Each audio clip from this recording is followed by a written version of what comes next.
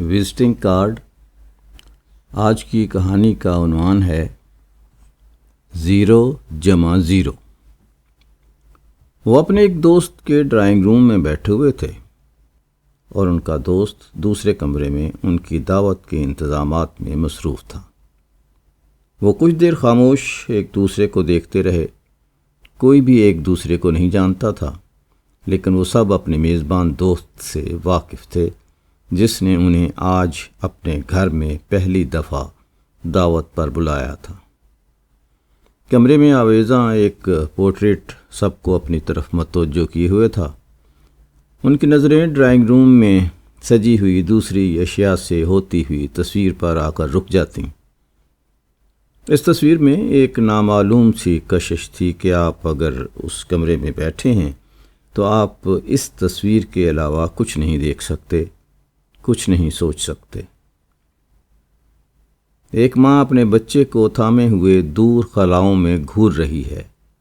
جی نہیں، وہ خلاؤں میں قطعی نہیں گھور رہی، بلکہ وہ اپنے سامنے موجود منظر کو دیکھ رہی ہے۔ اس کی آنکھوں میں ماضی کے دکھ ہیں اور سامنے تاریک راستہ۔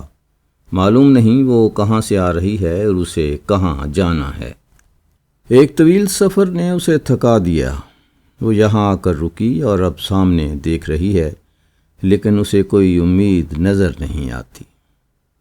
بچے کی آنکھوں میں حیرت ہے، اور یہ حیرت ماں کی آنکھوں کی اداسی سے بالکل انجان ہے۔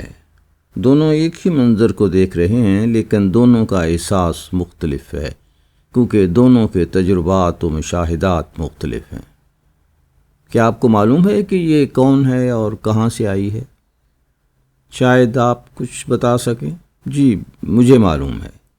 یہ عورت اپنے پورے خاندان کے ساتھ ایک خوبصورت شہر میں رہتی تھی۔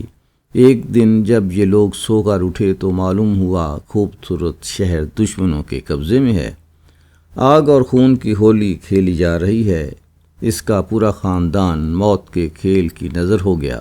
یہ صرف اپنے بچے کو بچا سکی اور اپنے شہر سے ہجرت کر گئی کہ خدا کی زمین بہت کشادہ ہے اور اب اس کشادہ زمین میں اس کے لیے کوئی جگہ نہیں۔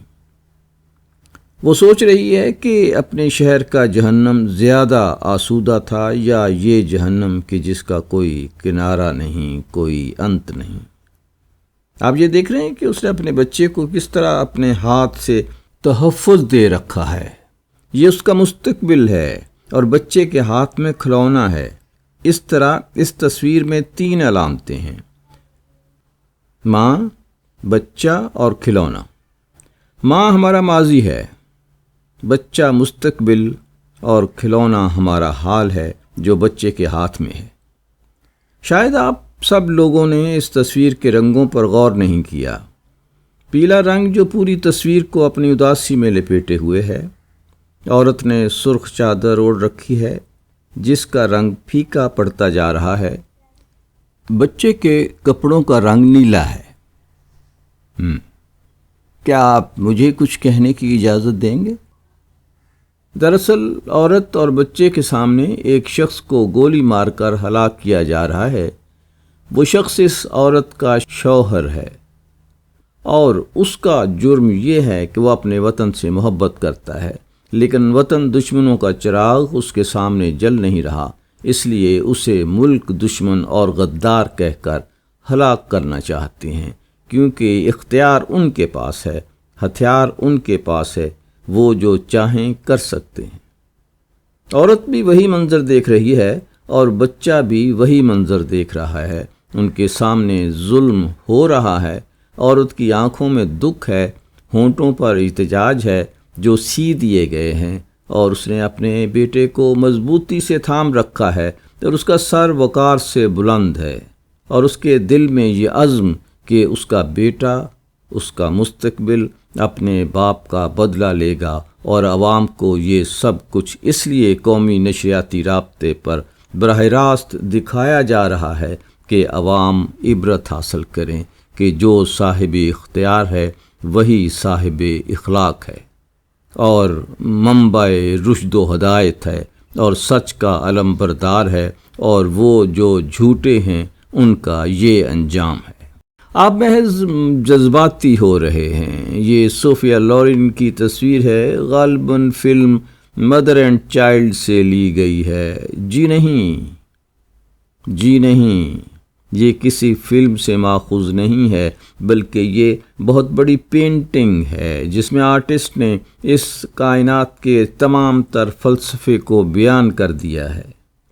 یہ تصویر زندگی اور موت کا درمیان ہے۔ یہ عورت اور اس کا بچہ سواری پر سوار ہیں۔ وہ سواری اس تصویر کے فریم سے باہر ہے، لیکن آپ اس کے وجود سے انکار نہیں کر سکتے۔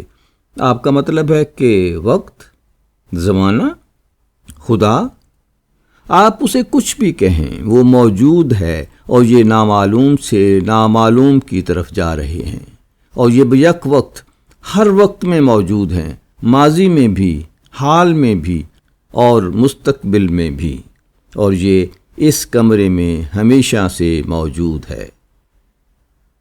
جی نہیں، میں اسے پہلی دفعہ دیکھ رہا ہوں، اس لیے کہ آپ پہلی دفعہ اس کمرے میں آئے ہیں۔ اور وہ اپنے بارے میں سوچنے لگا، یہ ایک بد کردار عورت ہے، اور یہ اس کا حرامی بچہ ہے، اور یہ جس معاشرے میں رہ رہی ہے، جب انہیں اس بات کا پتہ چلا تو انہوں نے اسے سنسار کرنا چاہا، اور یہ وہاں سے فرار ہونے میں کامیاب ہو گئی، اور یہ اپنے حرامی بچے کو سینے سے لگائے شہر شہر گھوم رہی ہے، لیکن کوئی شہر اسے پناہ نہیں دے رہا ہے۔ میرے خیال میں اس عورت کے ساتھ جس نے زنا کیا ہے، اسے اس کے سامنے اس وقت سنسار کیا جا رہا ہے، اور اس کے بعد اسے سنسار کیا جائے گا۔ وہ اپنے آپ کو سزا کے لیے تیار کر رہی ہے، اور اسے اپنے بچے کی فکر ہے کہ میرے بعد اس کا کیا ہوگا۔ دراصل آرٹسٹ نے صوفیز چوائس کو پینٹ کیا ہے۔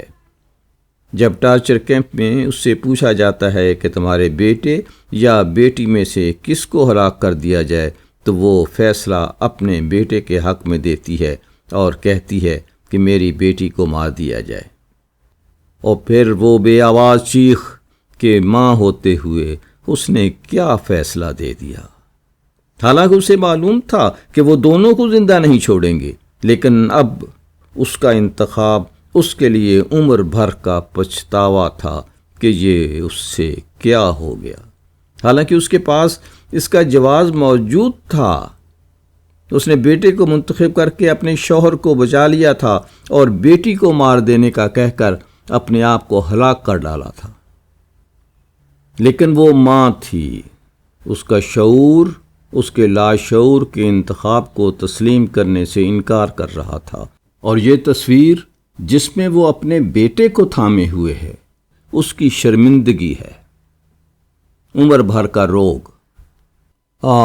میں نے کیا انتخاب کیا، اپنے لیے کس دکھ کو چنا۔ میرے خیال میں یہ عورت ہاتھون کے ناول اسکارلیٹ لیٹر کا بنیادی کردار ہے، جس کے ساتھ پادری نے زنا کیا تھا، اور اب وہ اپنے خلاف فیصلہ سن رہی ہے۔ اس کے سامنے کھلے میدان میں وہی پادری تقریر کر رہا ہے کہ یہ گناہ گار ہے، اور اگر یہ بستی میں رہنا چاہتی ہے تو روایت کے مطابق اپنے سینے پر زے کا حرف کشیدہ کر کے پھرے، تاکہ لوگ جان جائیں کہ یہ وہ عورت ہے جو گناہ گار ہے، زانیہ ہے، اور اس نے ایک حرامی بچے کو جنم دیا ہے۔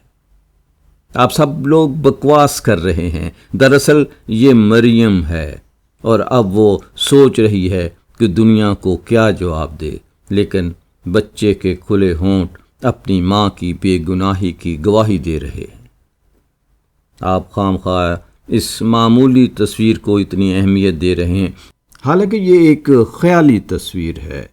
ماں اور بچہ عام طور پر ہمارے آرٹسٹوں اور فوٹوگرافروں کا موضوع رہا ہے، اور ہمارے میزبان دوست کو یہ تصویر پسند آ گئی ہوگی، اور اس نے بازار سے خرید کر اسے اپنے ڈرائنگ روم کی زینت بنا دیا۔ اگر آپ سب لوگ اپنی اپنی ہانک چکے ہیں تو مجھے کچھ کہنے کی اجازت دی جائے۔ آپ لوگ میرے بارے میں نہیں جانتے، لیکن ہمارے میزبان دوست مجھے بخوبی جانتے ہیں، میں نے اپنی عمر کا ایک طویل حصہ سیر و سیاحت میں صرف کیا ہے۔ میں جن دنوں اٹلی میں تھا تو وہاں کی ایک مشہور ماڈل گرل سے میرے تعلقات تھے۔ یہ اسی ماڈل گرل کی تصویر ہے جس کی تصویر ڈرائنگ روم میں سجانا اٹلی میں فیشن کریز بن گیا تھا۔ میں لڑکیوں کے معاملے میں ذرا اسپینش موڈ رکھتا ہوں کہ جس لڑکی سے میرے تعلقات ہیں وہ کسی کی طرف آنکھ اٹھا کر بھی نہ دیکھے، لیکن اور یہی وجہ تھی کہ میں اسے چھوڑ کر واپس چلا آیا۔ مجھے یہاں آ کر پتہ چلا کہ اس کے پاس میرا ایک بچہ بھی ہے۔ اتنے میں میزبان دوست کمرے میں داخل ہوتا ہے۔ چلیے آپ ہی سے پوچھ لیتے ہیں، یہ پینٹنگ سوری میں آپ لوگوں سے ملوانا بھول گیا، دراصل یہ میری بیوی ہے اور یہ میرا بیٹا ہے۔ چلیے ڈرائنگ روم میں وہ آپ کا انتظار کر رہے ہیں۔